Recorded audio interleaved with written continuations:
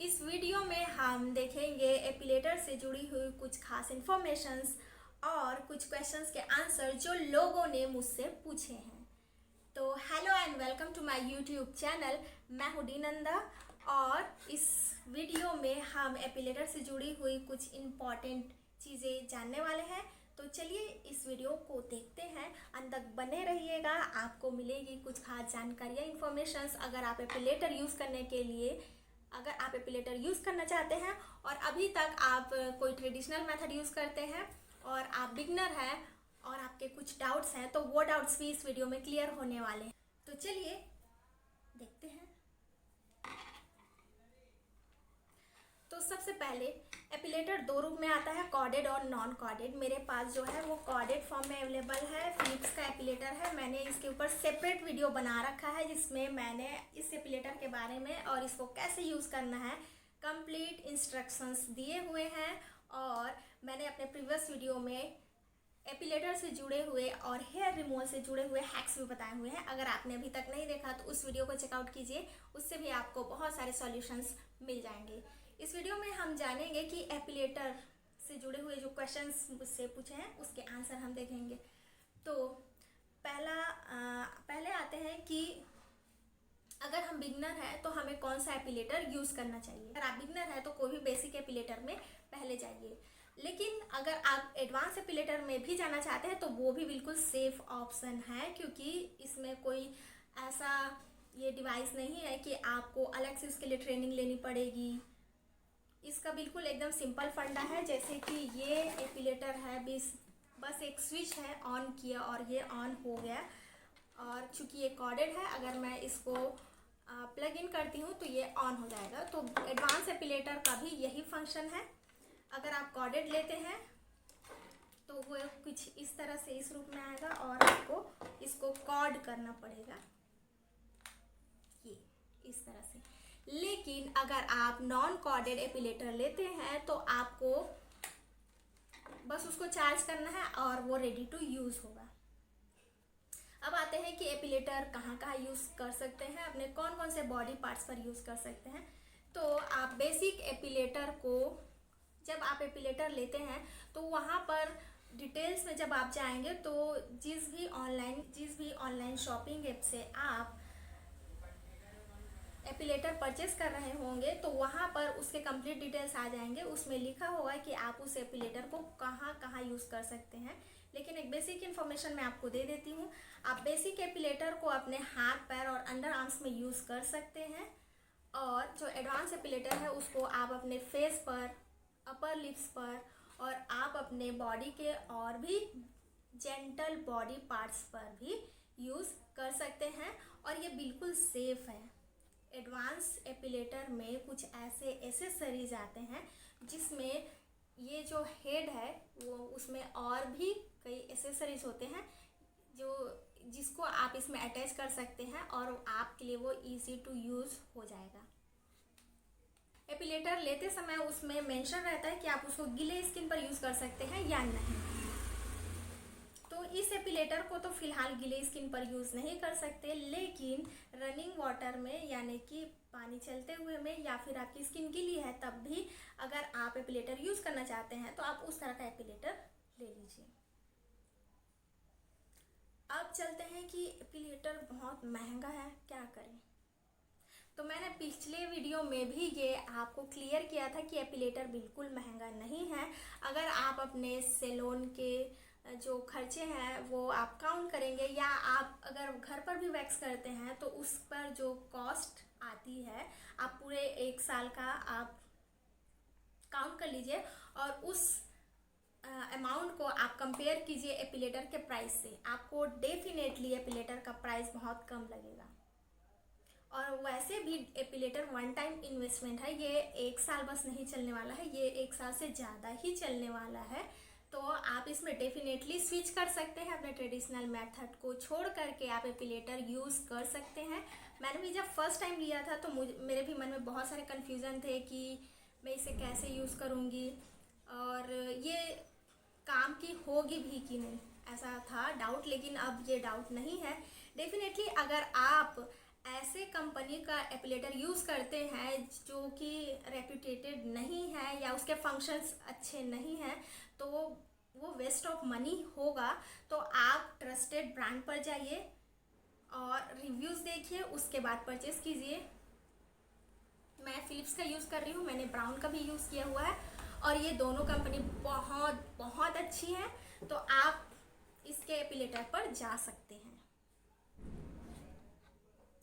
अब आते हैं, क्या एपिलेटर यूज़ करने से हमारा स्किन पुल आउट हो सकता है या हमारी स्किन छिल सकती है? कुछ लोगों ने मुझसे ऐसे भी क्वेश्चंस किए हैं।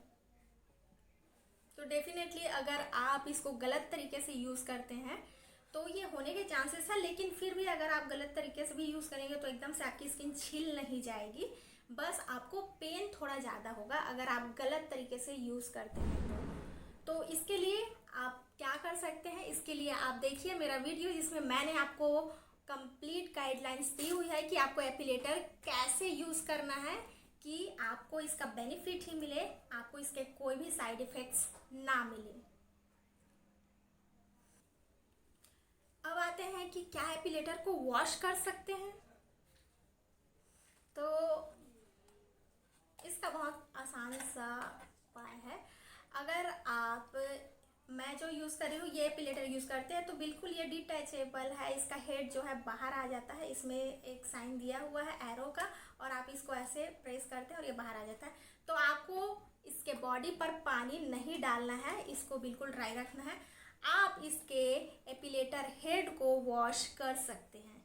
यस, आप इसके एपिलेटर हेड को वॉश कर सकते हैं, लेकिन आप इसके बॉडी को वॉश नहीं कर सकते हैं। ओके, अगला क्वेश्चन, बहुत लोगों का ये प्रॉब्लम है कि एपिलेटर यूज़ करने के बाद या फिर वैक्स यूज़ करने के बाद भी कई जगह छोटे छोटे बाल रह जाते हैं, तो ऐसे में क्या करें? तो इसका सिर्फ एक ही रीज़न होता है, वो है पसीना आना या आपके स्किन पर मॉइस्चराइज़र का रहना। तो कभी भी एपिलेटर यूज़ करने से पहले आप अपने स्किन पर कोई भी ऑयल या कोई भी मॉइस्चराइज़र यूज़ मत कीजिए।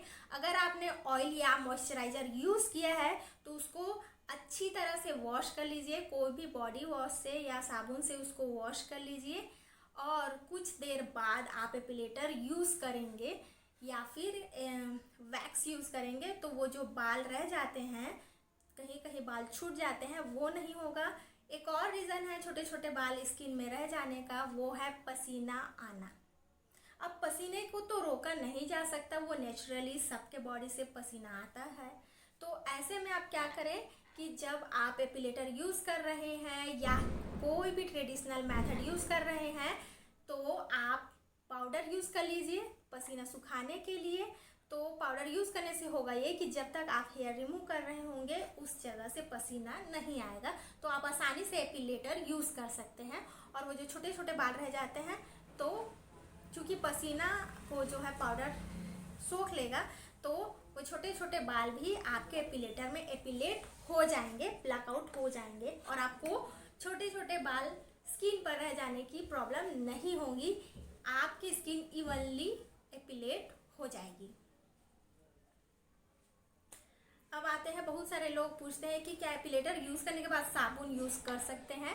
तो मेरा सजेशन है बिल्कुल नहीं। आप एपिलेटर यूज़ करने के बाद तुरंत बाद आप साबुन यूज़ मत कीजिए। वैसे बहुत लोग कर लेते हैं, इसका कोई खास साइड इफ़ेक्ट नहीं है, लेकिन चूंकि उस समय आपका स्किन ऑलरेडी एक तरह से हम स्किन को चोट ही कर रहे हैं ना, क्योंकि हमने प्लक आउट कर रहे हैं लगातार, यानी कि बाल हटा रहे हैं अपनी स्किन से, तो उस टाइम हमारी स्किन जो है थोड़ी सेंसिटिव सी फील कर रही होती है। तो आप उस टाइम साबुन को अवॉइड कीजिए, आप एलोवेरा यूज़ कर लीजिए। एलोवेरा भी स्किन को क्लींस करता है, नेचुरली क्लींस करता है। या आपके पास क्लींसिंग मिल्क है तो आप वो यूज़ कर लीजिए, या नेचुरली आप नॉर्मल वाटर से वॉश कर लीजिए। लेकिन मैं प्रिफर नहीं करूँगी कि आप साबुन या सॉप यूज़ कीजिए।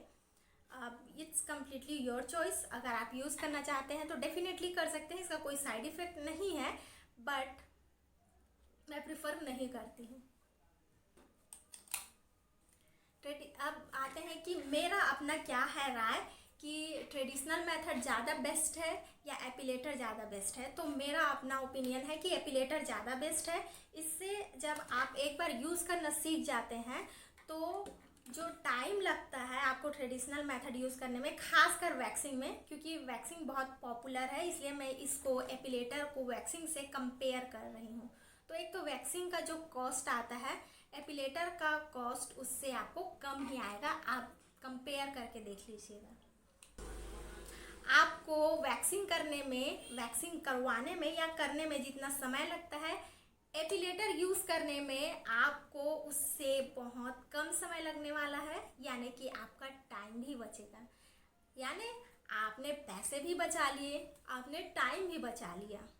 तो तीसरा, जो मेरा पर्सनल अनुभव है, जो मेरा पर्सनल एक्सपीरियंस है, जब हम सैलून जाते हैं अंडर आर्म्स के बाल जो है हटाने के लिए, तो जब वहाँ वैक्स करते हैं तो वो बहुत पेनफुल होता है। लिटरली जब वैक्स करवाते हैं अंडर आर्म्स पे, तो वो जो एक तो गरम गरम वैक्स ऊपर से तुरंत से बाल को हटाना, मतलब so much pain, there is so much, मतलब मैं तो, मेरे को वो सोच कर ही पेन होने लगता है। तो मैं उसको बिल्कुल अवॉइड करती हूँ। मैं अंडर आर्म्स में वैक्स करना बिल्कुल अवॉइड करती हूँ। एक तो वहाँ के बाल हार्ड होते हैं, आप उसे रिपीटेशन में भी बाल हटाएंगे तब भी से वहाँ के बाल आपके नॉर्मल स्किन के बाल से थोड़े से हार्ड होते हैं। तो मैं प्रिफ़र करती हूँ एपिलेटर। एपिलेटर डेफिनेटली अगर आप लगातार यूज़ करें तो वहाँ के बाल जो हैं बहुत पतले हो जाएंगे और वहाँ की ग्रोथ बहुत कम हो जाती है, यानी कि आपके अंडर आर्म्स के बाल की ग्रोथ कम हो जाती है। तो पेन भी बहुत कम होता है, एकदम बहुत कम होता है एपिलेटर यूज़ करने से। वैक्सिंग के कंपैरिजन में एपिलेटर यूज़ करना अंडर आर्म्स में ज़्यादा बेटर है, इन माय ओपिनियन। ये मेरा पर्सनल एक्सपीरियंस है। और टाइम भी कम लगता है। अंडर आर्म्स में वैक्सिंग कराने में जितना समय लगता है ना, इसमें उससे बहुत कम समय लगता है। और ये सेफ ऑप्शन भी है उससे। कई बार तो वैक्स करवाने से अंडर आर्म्स में ब्लड वगैरह भी आ जाता है, मेरा आ जाता था, तो मैंने वो बिल्कुल क्विट कर दिया है। ट्रेडिशनल मेथड मैं बिल्कुल छोड़ चुकी हूँ और मैं कम्प्लीटली आ चुकी हूँ अपने एपिलेटर पे। तो मेरे ख्याल से अब मैंने आपके लगभग जो मन में क्वेश्चंस और जो भी सवाल आ रहे थे, आपके मन में जो भी क्वेश्चंस आ रहे थे, मैंने लगभग उन सभी को कवर कर लिया है। मेरे ध्यान में भी जो भी आया मैंने उसको आंसर कर दिया। अगर फिर भी आपके कोई क्वेश्चंस रह गए हैं, कोई क्वेरी रह गई है, तो मेरे इस वीडियो के नीचे कमेंट कर दीजिए। मैं डेफिनेटली उसको अपने अपकमिंग वीडियोस में शामिल करूँगी।